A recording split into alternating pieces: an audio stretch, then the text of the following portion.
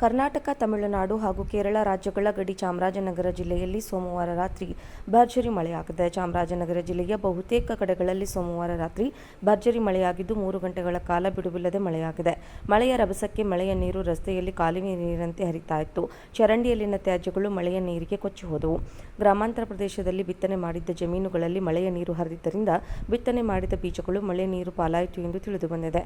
ಈ ನಡುವೆ ಕರ್ನಾಟಕ, ತಮಿಳುನಾಡು ಗಡಿ ಚಾಮರಾಜನಗರ ಜಿಲ್ಲೆಗೆ ಹೊಂದಿಕೊಂಡಿರುವ ತಮಿಳುನಾಡಿನ ತಾಳವಾಡಿ, ಹೊಂಗಳ್ಳಿ, ದಿಂಬಂಘಾಟ್, ಹಾಸನೂರು ಕಡೆಗಳಲ್ಲಿ ಅತಿ ಹೆಚ್ಚು ಮಳೆಯಾಗಿದೆ. ಚಾಮರಾಜನಗರ ಜಿಲ್ಲೆಯ ಬಂಡೀಪುರ, ಹಿಮವದ್, ಗೋಪಾಲಸ್ವಾಮಿ ಬೆಟ್ಟ, ಮಹದೇಶ್ವರ ಬೆಟ್ಟ, ಬಿಳಿಗಿರಿ ರಂಗನಾಥ ಬೆಟ್ಟ ಸೇರಿದಂತೆ ಬಹುತೇಕ ಕಡೆಗಳಲ್ಲಿ ಭಾರಿ ಮಳೆಯಾಗಿದೆ.